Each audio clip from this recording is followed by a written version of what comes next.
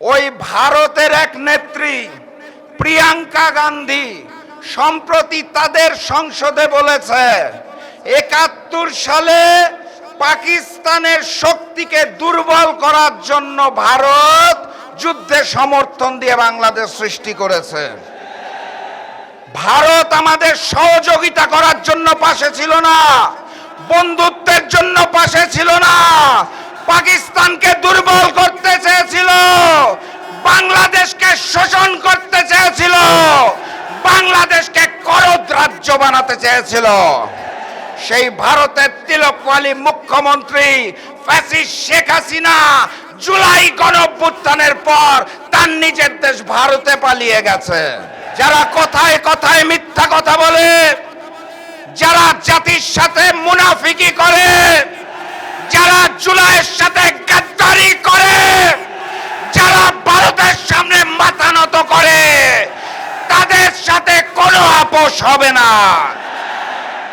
সংগ্রামী সাথী এবং বন্ধুগণ, একজন জ্ঞানী মানুষ তার সাম্প্রতিক বক্তব্যের মাধ্যমে যার ওয়াদা ঠিক নাই তার কোনো ধর্মই নাই।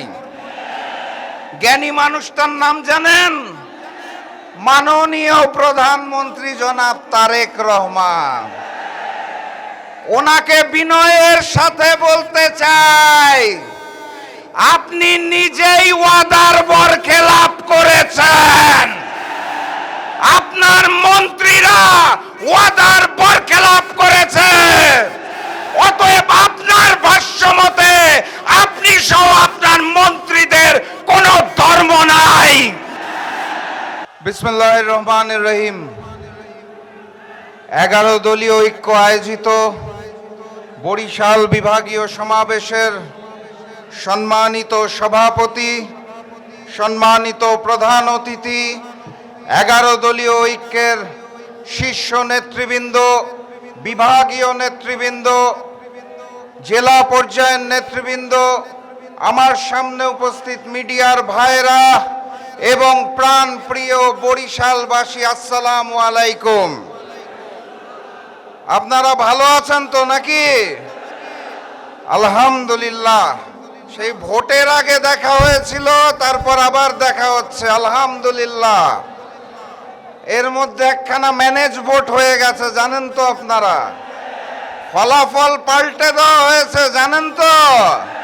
মিথ্যার ফুলঝুরি ফুটেছে, শুনেছেন তো? আমি ভেবেছিলাম আজকে এই মঞ্চ থেকে এই ম্যানেজ ভোটে বিজয়ী বিএনপি সরকারকে কিছু দাবি জানাবো। আমি ভেবেছিলাম ভোলা এবং বরিশালের মধ্যে একটি সেতু দরকার, এই দাবি জানাবো। আমি ভেবেছিলাম ভাঙ্গা থেকে কুয়াকাটা পর্যন্ত 6 লেনের রাস্তা দরকার, এই দাবি জানাবো।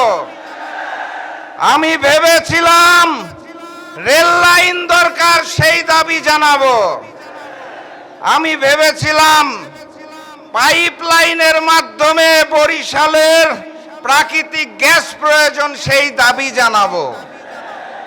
তারপর মনে হলো কার কাছে দাবি জানাবো? দাবিটা বলবো কার কাছে? যারা ক্ষমতায় এসে মানুষের শরীরের অঙ্গ প্রত্যঙ্গে চাপ দিয়ে চাঁদা দাবি করে, তাদের কাছে দাবি করতে চাই না।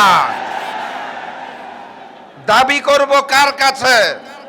মাননীয় প্রধানমন্ত্রীর কাছে, যিনি ক্ষমতায় আসার আগে গণভোটে হাকে জয়যুক্ত করতে বলে ক্ষমতায় এসে এখন আর গণভোট মানেন না। দাবি করব কি আমি স্বরাষ্ট্রমন্ত্রীর কাছে, যিনি পবিত্র সংসদে দাঁড়িয়ে স্পষ্ট ভাষায় বলেছেন যদি নির্বাচন পিছিয়ে যায় এই কারণে আপোষ করেছি, গণভোটকে তখন মেনেছিলাম, এখন মানি না। দাবি করব আমি কার কাছে?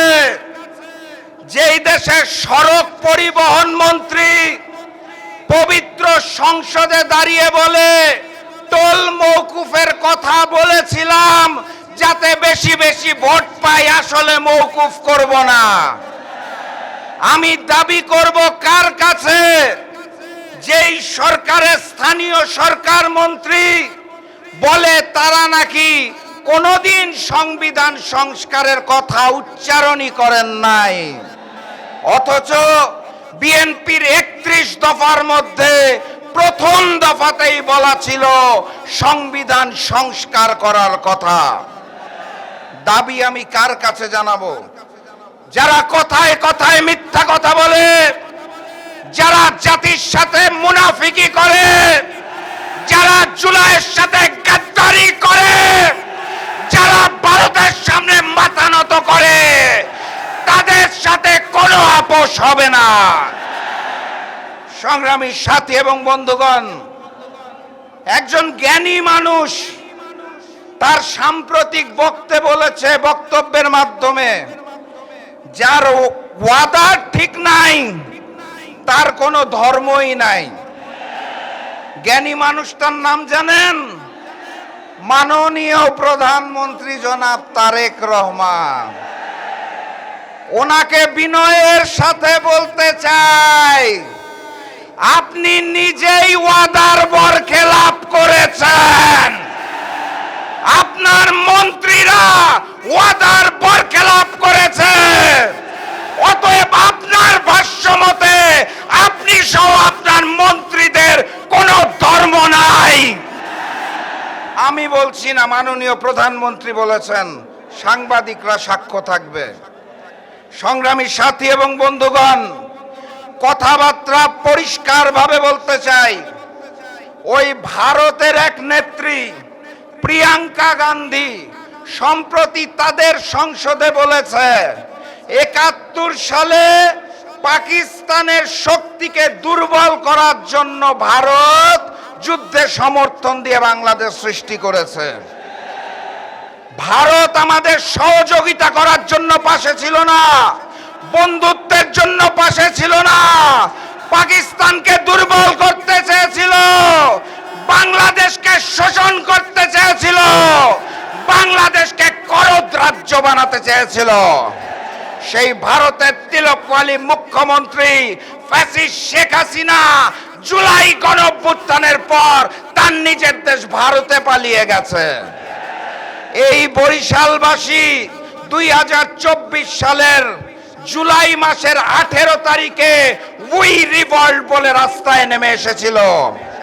2 বছর পর আজকে আরেক 18 তারিখ আমি 11 দলের মঞ্চ থেকে আপনাদের ঘোষণা দিয়ে যেতে চাই, মুনাফিকদের আমরা রাষ্ট্রীয় ক্ষমতায় দেখতে চাই না। অতএব বিপ্লব অনিবার্য। প্রস্তুত আছেন?